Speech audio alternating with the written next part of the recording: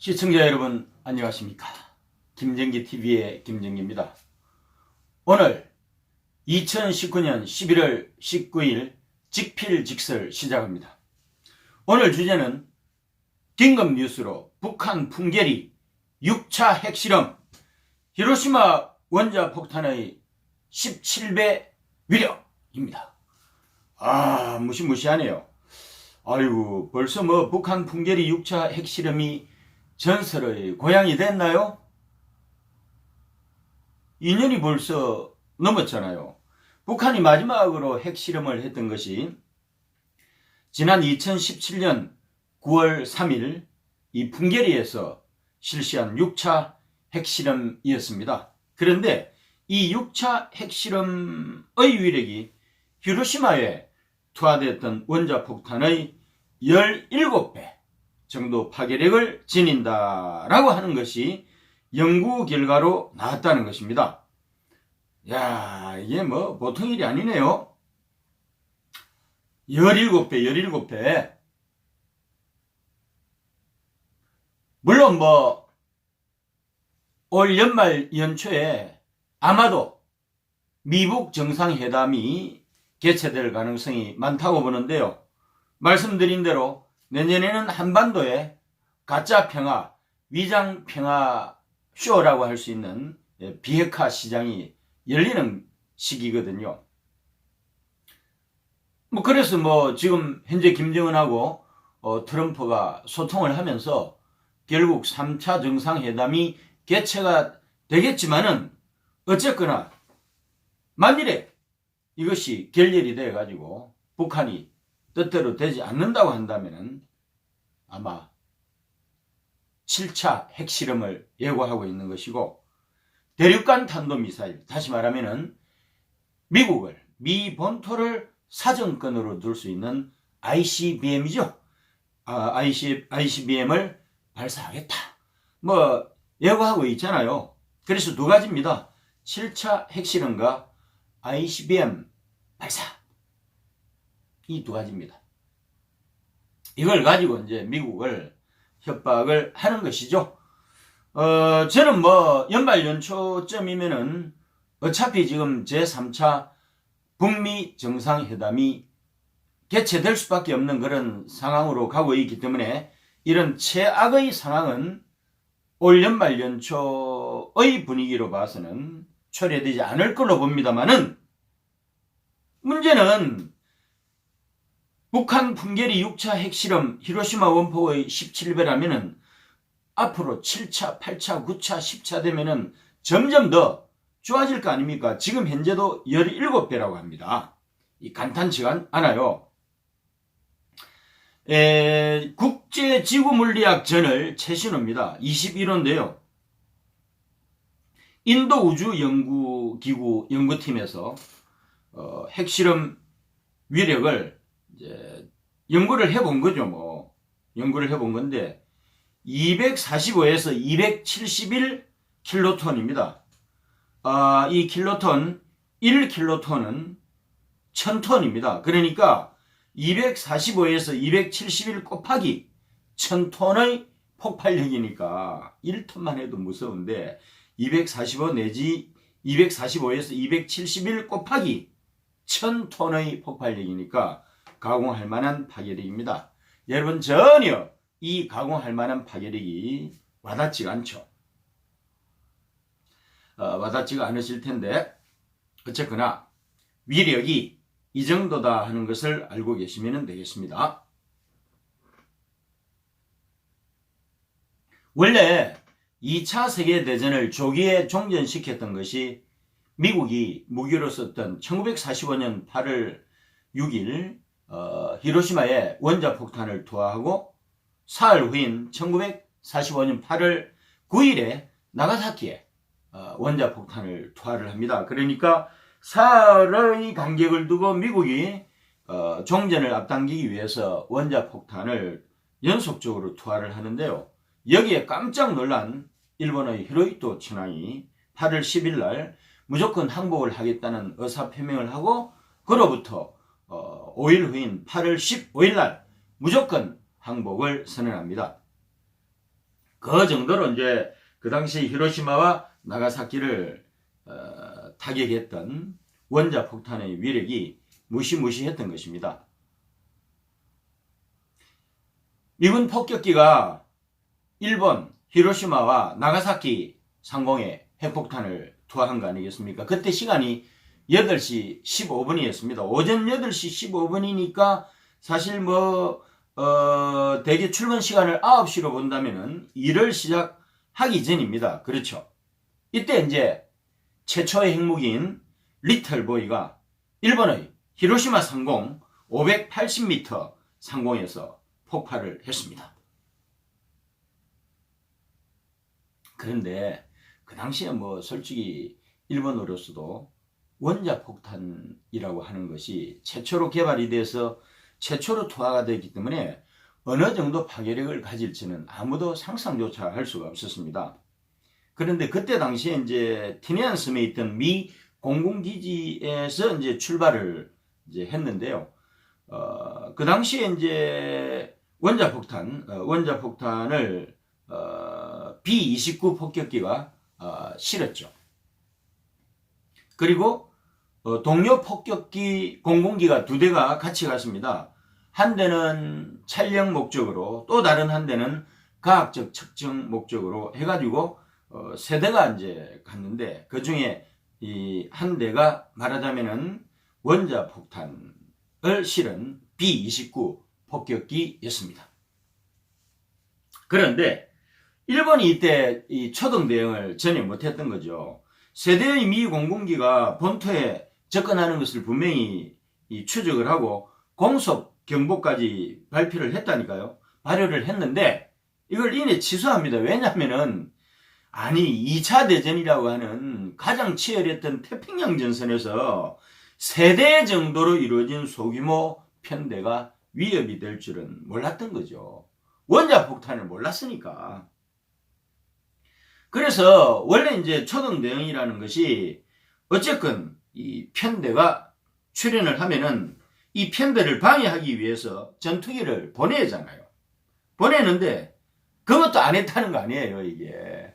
왜냐하면은 세대 정도는 직접적 위협이 안 된다고 본 것입니다.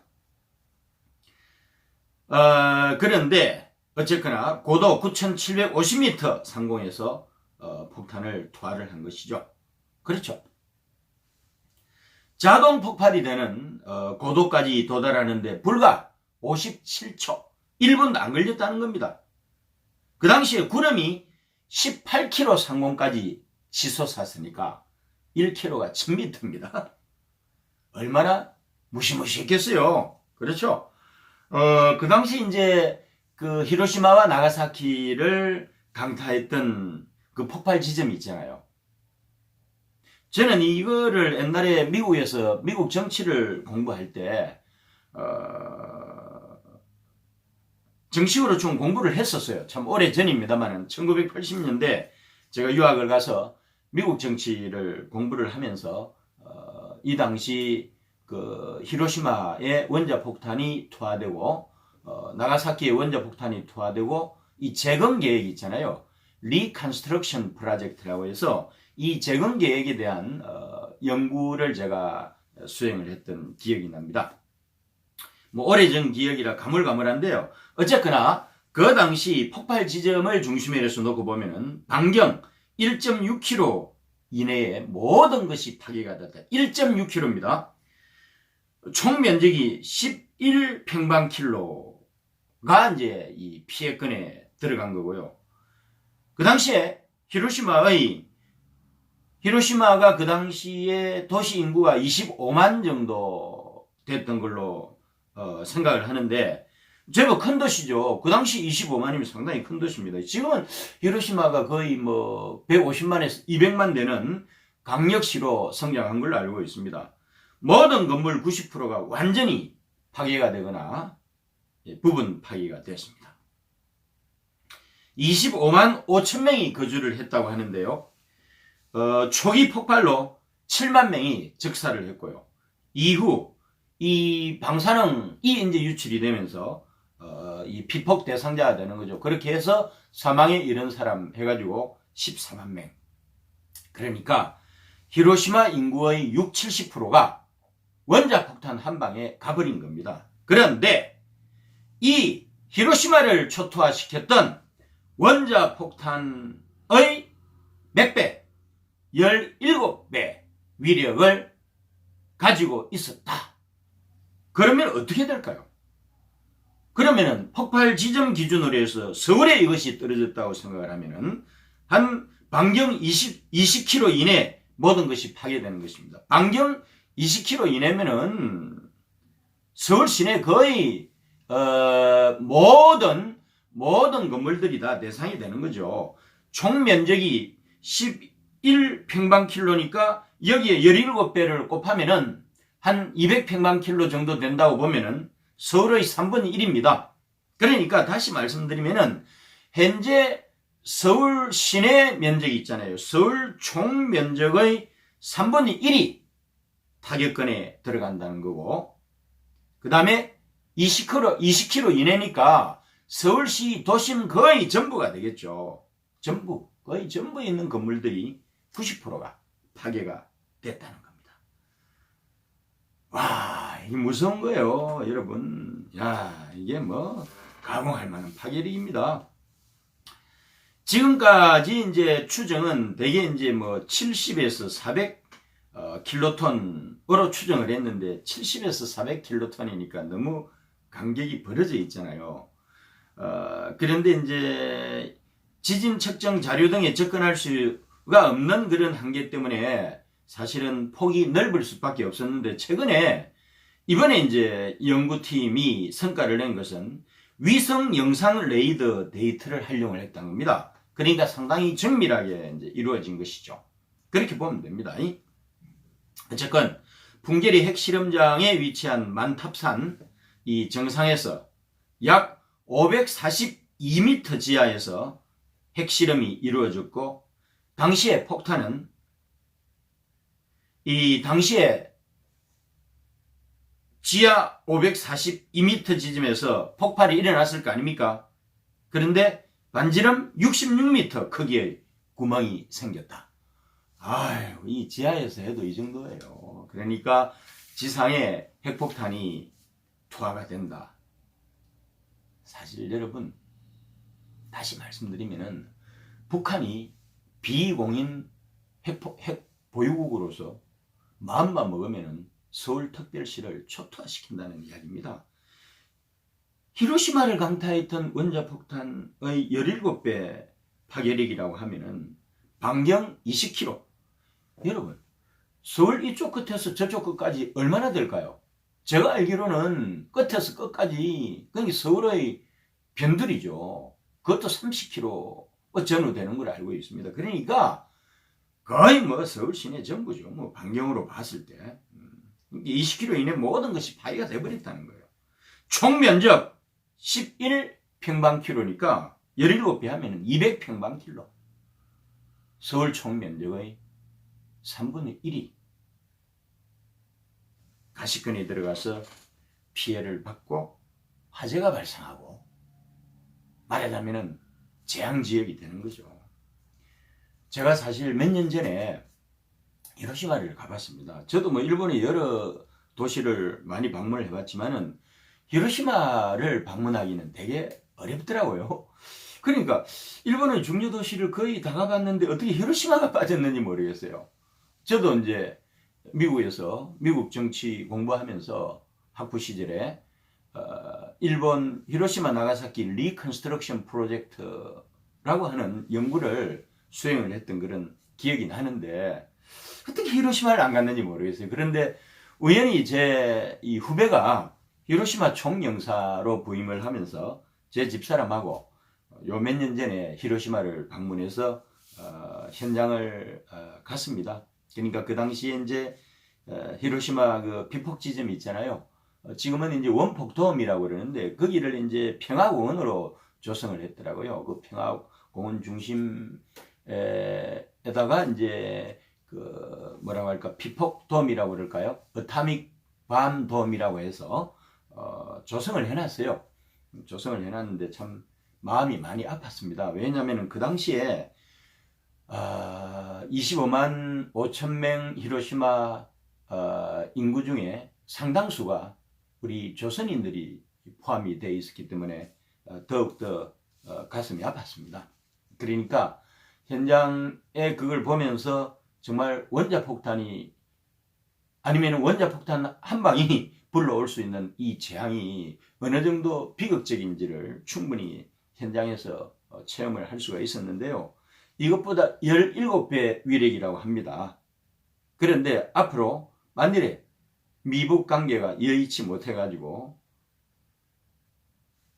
북한이 계속해서 7차, 8차, 9차, 10차 이렇게 핵실험을 연속적으로 하게 되면은 서울 시내 전체를 초토화시킬 수 있는 그런 화력으로 무장할 가능성이 많다.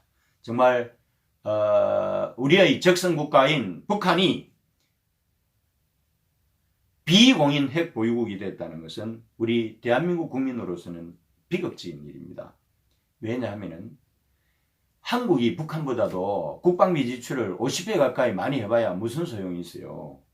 왜냐하면 비대칭 전력에서 불균형이 생긴 거 아닙니까? 핵이라든지 생화학무기라든지 생화학무기는 논외로 하더라도 핵 보유국하고 핵 보유국이 아닌 국가가 전쟁을 할 수가 없다니까요. 아니 가미가제로 무장했던 일본의 히로히토가 히로시마 나가사키에 투하된 핵폭탄의 파괴력을 보고 무조건 항복, 언컨디셔널 서렌더를 했다는 거 아니에요. 그 정도로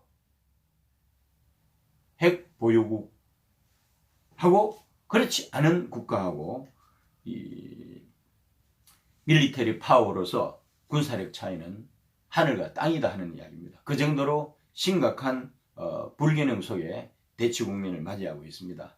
정말 안타깝습니다. 그런데 북한은 호시탐탐 적화통일의 목표를 한 번도 게을리하거나 포기한 적이 없잖아요. 그런데 그 북한이 명실상부한 핵보유국이 됐다는 것은 우리 분단을 겪고 있는 한반도의 남쪽에 살고 있는 우리 대한민국 국민들로서는 정말 불행한 일입니다. 정말 우리가 어쩌다가 여기까지 왔는지 지난 30년 동안 북한이 불과 30년 전에는 플루토늄 정도 단위의 핵 그람 단위를 추출하던 그 북한이 30년 만에 이제 핵 보유국이 돼가지고 지금 현재도 히로시마 원폭의 17배 위력을 발휘할 수 있는 가공할 만한 파괴력을 가지고 있는 핵 보유국이 됐다는 것은 이것도 한 발이 그렇다는 거예요.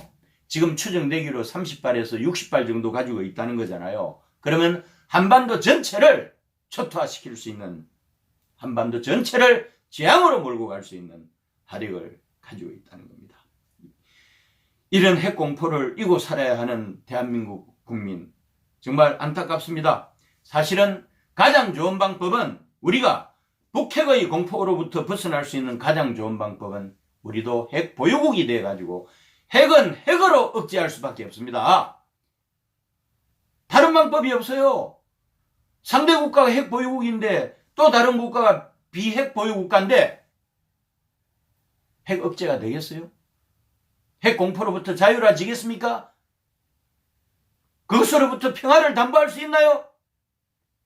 언젠가는 자유 대한민국도 핵 보유국이 됨으로써 북핵을 제어할 수 있고 북핵 도발을 사전에 예방할 수 있는 유일한 방법입니다. 물론 차선들이 많겠죠. 전술핵을 재배치한다든지 전술핵을 공유를 한다든지 여러 가지 차선이 많이 있지만은 우리 자유 대한민국을 지키기 위해서는 대한민국도 궁극적으로는 핵 보유국이 되어야 한다. 그것이 대한민국 국민들의 생존권을 유일하게 보장하는 방책이다.